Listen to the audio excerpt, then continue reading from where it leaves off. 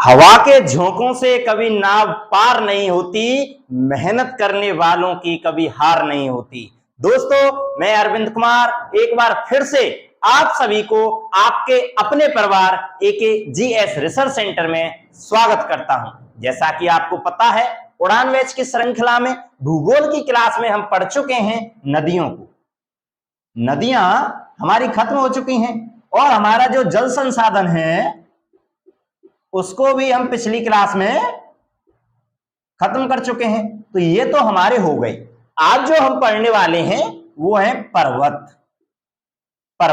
इस क्लास में हम उत्तर भारत की जो पर्वत हैं उनको कवर कर रहे होंगे और जो अगली जो क्लास आएगी उसमें दक्षिण भारत की पर्वतों को कवर करते हुए इस पर्वत के चैप्टर को खत्म करेंगे। तो देखिए, पर्वतों के बारे में जाने।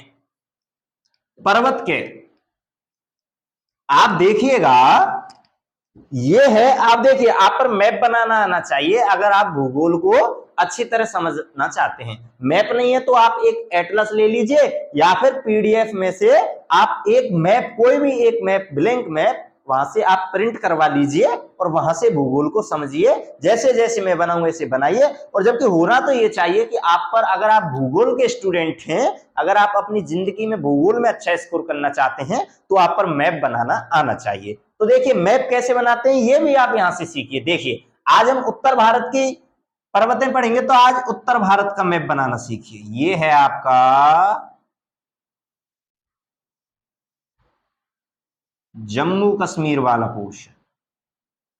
बड़ा ही आसान है मैप बनाना। ये राजस्थान वाला पोर्शन आ गया, ठीक है। और इधर अब हिमाचल प्रदेश उत्तराखंड को पार करते हुए हम चलते हैं, ये नेपाल, ये आपका सिक्किम, भूटान और ये आपका असम वगैरह, ये हो गया। तो ये है आपका उत्तर भारत का नक्शा। तो देखिए, आपने दो उत्तर भारत के जो पर्वत हैं, एक तो ट्रांस हिमालय और दूसरा है आपका हिमालय। आपको इन दोनों में फर्क पता है या नहीं पता है, पहले तो ये बता दीजिए। याद रखिए, जो सबसे पहले जो भारत में हिमालय बना था वो था ट्रांस हिमालय। हिमालय से जो पहले जो आपका पर्वत बना था वो ट्रांस हिमालय था और ट्रांस हिमालय के बाद कौन सा पर्वत आया? आपका हिमालय पर्वत आया। आगे समझ? तो इन दोनों को आप एक ही मत समझ लेना। सबसे पहला पर्वत हिमालय, ये ट्रांस हिमालय था, उसके बाद आया था हिमालय। आगे समझ? आपकी जो भारत की जो सबसे ऊंची चोटी जो गॉडविन ऑस्टिन केटू है वो ट्रांस हिमालय में पड़ती है, ना कि हिमालय में। जबकि विश्व की सबसे ऊंची चोटी किस में पड़ती है? वो हिमालय में पड़ती है।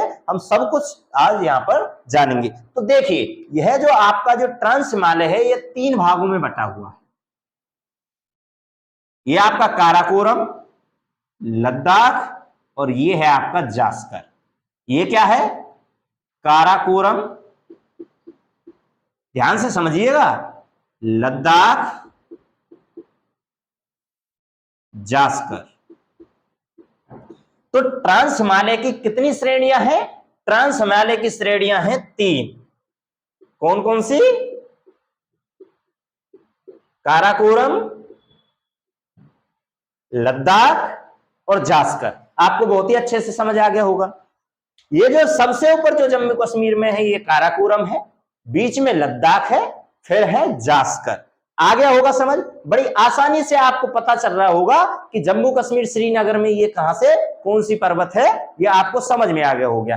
आप अब इन तीनों नामों को याद कैसे रखोगे? ट्रांस हिमालय के जो काराकोरम, लद्दाख, जास्कर है, तो इनके लिए एक बहुत ही ज्यादा सिंपल ट्रिक है, वो है कलेजा। कलेजा। का से काराकोरम, ला से लद्दाख, जा से जास्कर। कलेजा को याद रखना। भारत का कलेजा ट्रांस हिमालय है और कलेजा का मतलब का से काराकोरम, ला से लद्दाख, जा से जास्कर। बहुत ही अच्छे से एक सिंपल ट्रिक के माध्यम से आपको समझ में आ गया होगा। आइए अब जानते हैं काराकोरम के बारे में। यहां पर देखिए, काराकोरम क्या है? जो काराकोरम जो पर्वत है उसके बारे में जाएंगे। काराकोरम नोट करते हुए चलना, बहुत ही ज्यादा महत्वपूर्ण होने वाला है।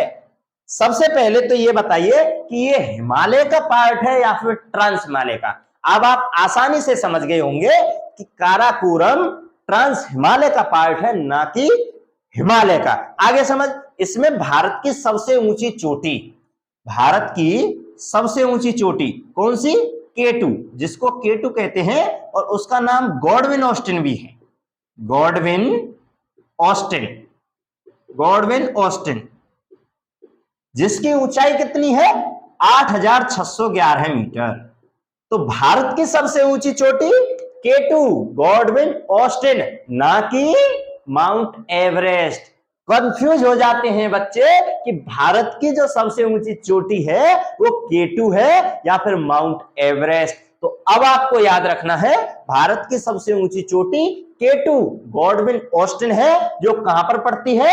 ट्रांस हिमालय के काराकोरम में, और उसकी ऊंचाई कितनी है? 8611 मीटर। आपको बहुत ही अच्छे से समझ आ गया होगा। काराकोरम से जो बहुत ही ज्यादा महत्वपूर्ण जो प्रश्न था, ये आपको समझ आ गया होगा। काराकोरम ट्रांस हिमालय का पार्ट है, ना कि हिमालय का। अब देखिए, अब पढ़ते हैं लद्दाख के बारे में। लद्दाख से क्या प्रश्न बनेगा? तो लद्दाख से प्रश्न बनेगा कि इसकी जो सबसे ऊंची चोटी है वो है राकापोसी। क्या है? राकापोसी। राकापोसी इसका क्या है? विश्व की सबसे ज्यादा ढलान वाली पर्वत, सर्वाधिक ढलान वाली पर्वत, सर्वाधिक ढलान वाली पर्वत, पर्वत चोटी कौन सी है? राकापोसी। तो राकापोसी कहां पर पड़ती है? लद्दाख में। लद्दाख किसका पार्ट है? ट्रांस हिमालय का। भारत की सबसे ऊंची चोटी गॉडविन ऑस्टिन, जिसकी ऊंचाई है 8611 मीटर, किसकी है? काराकोरम श्रेणी में पड़ती है। काराकोरम किस श्रेणी की चोटी है? तो वो है आपकी ट्रांस हिमालय का पार्ट है काराकोरम। आपको समझ आ गया होगा। जास्कर से प्रश्न बस यही बनता है कि जास्कर जो श्रेणी का पर्वत है वो किस हिमालय का पार्ट है? तो वह ट्रांस हिमालय का पार्ट है, जो लद्दाख के नीचे पड़ता है। ये आपको समझ में आ गया होगा। जो ट्रांस हिमालय है वह उसकी कौन सी श्रेणी सबसे नीचे पड़ती है? तो वो जास्कर पड़ती है। यह आपको बहुत ही अच्छे से समझ आ गया होगा। अब चलते हैं हिमालय की तरफ। अब किसकी तरफ चलेंगे? हिमालय की तरफ। मैं उम्मीद रखता हूं काराकोरम, लद्दाख और जास्कर जो पूरा ट्रांस हिमालय है ये आपको बहुत ही अच्छे से समझ आ गया होगा। अब देखिए आपका हिमालय, यहां पर पीर पंजाल और है, पीर पंजाल है, ये है आपका वृहद हिमालय, फिर है आपका लघु हिमालय, और ये है आपका शिवालिक। ये कौन सा? बृहद हिमालय। ये दूसरा कौन सा? लघु हिमालय। और ये तीसरा कौन सा है? शिवालिक। तो हिमालय कितने पार्टों में बटा हुआ है? हिमालय 3 पार्टों में बटा हुआ है, बृहद हिमालय, लघु हिमालय और शिवालिक। सबसे नीचे और सबसे नवीन हिमालय कौन सा है? तो वो है आपका शिवालिक। आगे समझ, सबसे नीचे कौन? शिवालिक। सबसे नवीन कौन? शिवालिक। सबसे बृहद कौन? बृहद हिमालय। सबसे बड़ा कौन? बृहद हिमालय। सबसे पुराना कौन? बृहद हिमालय। हिमालय पर्वत किन श्रेणियों में बटा हुआ है? 3 श्रेणियों में बटा हुआ है, बृहद हिमालय, लघु हिमालय और शिवालिक हिमालय। यहां से आप समझ रहे होंगे जो ये हिमालय है ये कहां से कहां जा रहा है। याद रखना दोस्तों, जो हिमालय है यह एक बलित पर्वत है, यह एक बलित पर्वत है, एक मोड़दार पर्वत है, मोड़दार पर्वत है। बलित पर्वत कैसे? इसका जो निर्माण हुआ था, जो हिमालय का जो निर्माण हुआ था वो प्लेटों के सरकने से हुआ था। जो दक्षिण जो ध्रुव था वह ऊपर की तरफ उठ रहा था, उससे जो आपका जो तैथिस जो सागर था, जहां पर आज हिमालय खड़ा है ना, वहां पर कुछ समय पहले एक विशाल महासागर था जिसका नाम था तैथिस सागर। उसमें बल पड़ गया, जब दक्षिणी ध्रुव ऊपर उठ रहा था तो जो तैथिस सागर था उसमें बल पड़ गया, और बल पड़ने के कारण वह ऊपर उठ गया, और ऊपर उठने के कारण आज जहां पर आप हिमालय देखते हैं वहां पर तैथिस सागर हुआ करता था। आज जो विश्व की सबसे ऊंची चोटी बन गया है वह एक तैथिस सागर का पार्ट था, जो दक्षिणी ध्रुव के ऊपर सरकने से उसमें मोड़ पड़ गया, उसमें बल पड़ गया और वह ऊपर उठ गया। ठीक है ना। तो हिमालय एक बलित पर्वत है जो कि प्लेट टेक्टोनिक्स से बना है। किससे? जो प्लेट टेक्टोनिक्स से बना है। प्लेटों के सरकने से, प्लेटों के टकराने से बना है हिमालय पर्वत। यह आपको समझ आ गया होगा बहुत ही ज्यादा अच्छी तरीके से। अब देखिए, अब पढ़ते हैं बृहत हिमालय की तरफ। बृहत हिमालय क्या है? बृहत हिमालय, जो बृहत हिमालय है उसकी क्या विशेषता है, अब ये पढ़ेंगे। बृहत हिमालय, देखिए बृहत हिमालय की सबसे ज्यादा ऊंचाई कितनी है? वो है आपकी 8,848 मीटर। आपने देखा होगा जो दक्षिणी ध्रुव है वो अब भी धीरे धीरे ऊपर उठ रहा है। तो आपने बहुत सी किताबों में जो बृहत हिमालय है उसकी ऊंचाई, जो माउंट एवरेस्ट जो इसकी सबसे ऊंची चोटी है उसकी ऊंचाई 8,850 मीटर पड़ी होगी, क्योंकि अभी भी धीरे धीरे जो आपका दक्षिणी ध्रुव है वह उठ रहा है और लगभग 2 मीटर वह ऊपर उठ चुका है। इसलिए 8,850 वर्तमान के हिसाब से सही है, लेकिन इतिहास में 8,848 ही अभी तक मान्य है। ठीक है ना। तो आपको समझ आ गया होगा जो ये सबसे ऊंची चोटी 8,848 मीटर है बृहत हिमालय की, ये कौन सी है? ये है आपकी माउंट एवरेस्ट। माउंट एवरेस्ट ये कहां पर है? ये नेपाल में है। तो बताइए, जो माउंट एवरेस्ट जो चोटी है बृहत हिमालय की, क्या वह भारत की सबसे ऊंची चोटी है? नहीं, वह विश्व की सबसे ऊंची चोटी है जो नेपाल में है। जो कहां पर है? जो नेपाल में है। ठीक है ना। बृहत हिमालय की और जो चोटी है वो है कंचनजंगा। कंचनजंगा जो दूसरी जो सबसे ऊंची चोटी है वो कंचनजंगा है, जो कि भारत के सिक्किम में है, जिसकी ऊंचाई है 8586 मीटर। 8586 मीटर। तो बृहत हिमालय की जो सबसे ऊंची चोटी जो भारत में है वो है कंचनजंगा। कहां पर है? सिक्किम में। और सिक्किम में जो कंचनजंगा है उसकी ऊंचाई कितनी है? 8586 मीटर। और एक जो उत्तराखंड में है तीसरी, वो है नंदा देवी। वह कौन सी है? नंदा देवी। नंदा देवी कहां पर है? उत्तराखंड में है। इसकी ऊंचाई कितनी है? 7816 मीटर। तो तीसरी सबसे ऊंची चोटी नंदा देवी, पहली सबसे ऊंची चोटी माउंट एवरेस्ट, कितनी ऊंचाई? 8,848 मीटर। दूसरी कंचनजंगा, कितनी ऊंचाई? 8,586 मीटर। तीसरी नंदा देवी कहां पर है? उत्तराखंड में, 7816 मीटर। ये आपको मैं उम्मीद रखता हूं बृहत हिमालय, पूरा बृहत हिमालय बहुत ही अच्छे से समझ आ गया होगा।